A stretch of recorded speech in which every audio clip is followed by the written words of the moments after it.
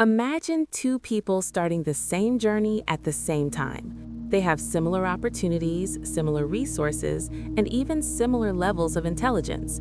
Early on, one of them seems more gifted. Things come more easily, progress is faster, praise comes quickly. The other struggles more.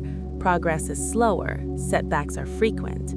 If we were asked to predict who would succeed in the long run, most of us would instinctively choose the first person, the one who appears naturally talented. But again and again, real life tells a different story. The person who lasts, who grows, who eventually achieves something meaningful is often not the most talented, but the most persistent. This observation sits at the heart of Angela Duckworth's book, Grit: The Power of Passion and Perseverance. Grit is not a book about sudden breakthroughs or overnight success. It is a book about time. It is about what happens when effort is applied day after day, year after year, long after the initial excitement has worn off. Duckworth's central question is deceptively simple. Why do some people stick with their goals, while others, equally capable, fall away? Her answer reshapes how we think about success, talent, motivation, and human potential.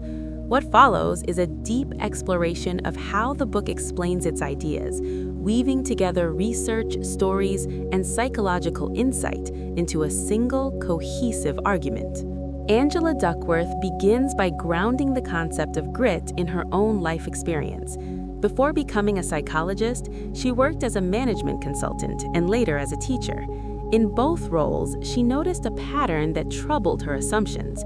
The people who succeeded were not always the smartest. Some of her brightest students struggled, while others with fewer obvious advantages flourished.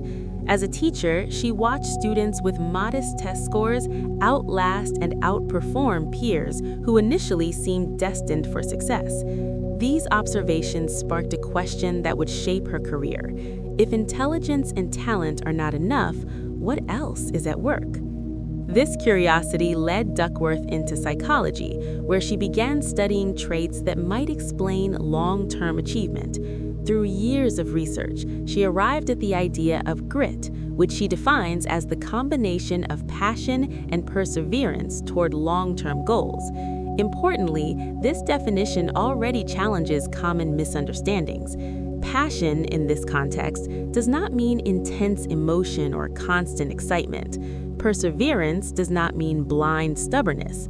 Grit is about staying committed to a future you care about, even when progress is slow, feedback is harsh, or rewards are far away. One of the ways the book explains this idea is by carefully disentangling talent from effort. Duckworth introduces a simple equation that becomes a central lens for understanding achievement. Talent multiplied by effort becomes skill. Skill multiplied by effort becomes achievement. The striking insight here is that effort appears twice. Talent influences how quickly skills develop, but effort determines how far those skills ultimately go. Someone may learn faster, but if they stop practicing, their progress halts. Someone else may learn slowly, but if they continue practicing over years, their accumulated effort can surpass early advantages. This framework helps explain a phenomenon many people have witnessed but struggled to articulate. We often see gifted individuals fail to fulfill their potential, not because they lack ability, but because they stop showing up when things become difficult or dull. At the same time, we see people with fewer initial advantages steadily climb through persistence. By placing effort at the center of the equation, Duckworth reframes success as something dynamic and cumulative rather than fixed at birth. The book reinforces this idea through extensive research. Duckworth and her colleagues developed the Grit Scale, a questionnaire designed to measure how consistently people pursue long-term goals and how resilient they are in the face of setbacks. This tool allowed her to test grit across a wide range of domains. She studied military cadets at West Point, where grueling training pushes people to their limits. She studied finalists in the National Spelling Bee, who endure years of preparation for a single competition. She studied teachers working in challenging school environments and salespeople facing constant rejection. Across these contexts, the pattern was remarkably consistent.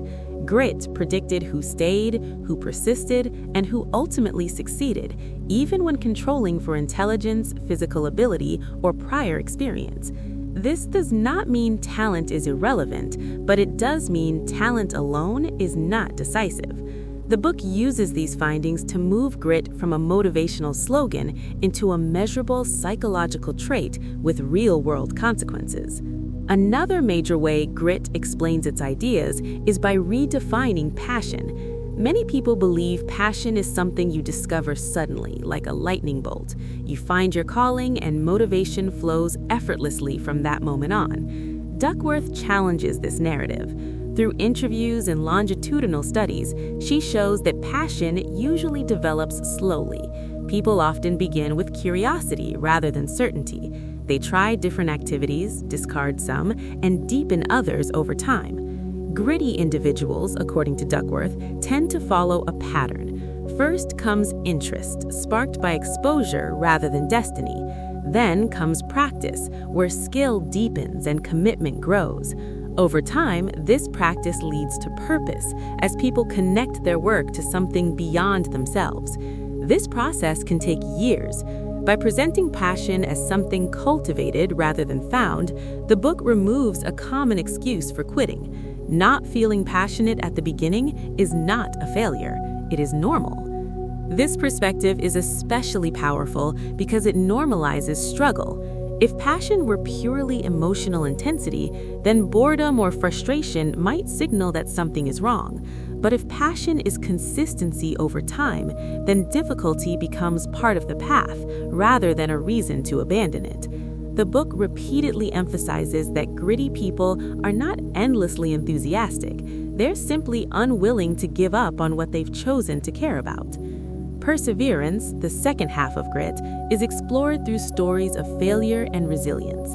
Duckworth highlights individuals who endured rejection, plateaus, and repeated setbacks. These stories are not framed as dramatic triumphs, but as long stretches of unglamorous efforts.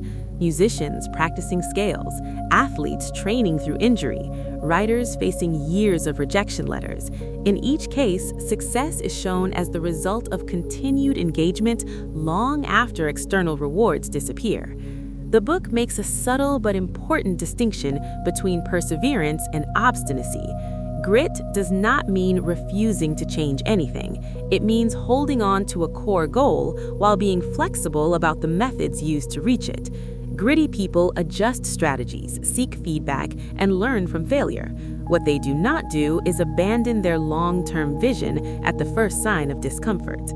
Deliberate practice plays a central role in this process.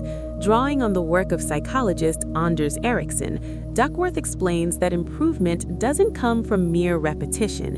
It comes from focused, challenging practice designed to stretch current abilities.